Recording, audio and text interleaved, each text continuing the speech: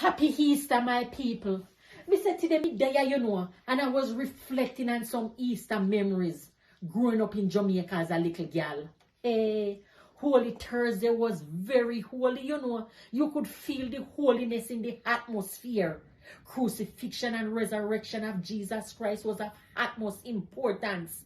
And then I remember Good Friday morning how we would wake up early, and because nobody never light fire in a yard till after 12, we would get a little bun and cheese with piece of fish and some hot chocolate tea for ketchup with tomok. And when we go church, remember church service was very long, and then the time there's a little bit, you not focus on the word. Me not go lie.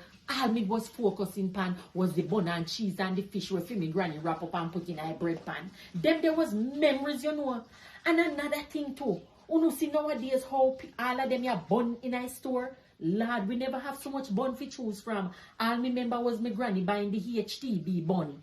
And then another thing some people that tell me the other day, me never practice it, I mean no remember it though, but they say them would take one egg and broke it in our container with water and separate the white portion, but them would have do this before sunrise. And then now, when the sun rise up, them would have put in a sun, and whatever shape form in there, that was bound to happen. So for example, if you see one plane, that means say you go travel. If you see one coffin, that means say somebody you go dead. But true to be known, the elders in the church, them never believe in that same thing. Them thought it was very superstitious and it was associated with Obia.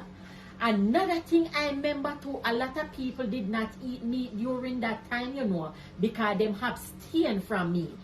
I tell you, those were some sweet piece of memories, And then I remember the commercial with Boise man, when his mother did send him to go buy bun and hand him way home, he broke off a little piece, and then when he get home now, he carry empty box from his mother. When his mother asked him when bun, he say, me toops a little piece and it did sweet, and me toops a little piece and it's sweet, and me toops a little piece and it did sweet.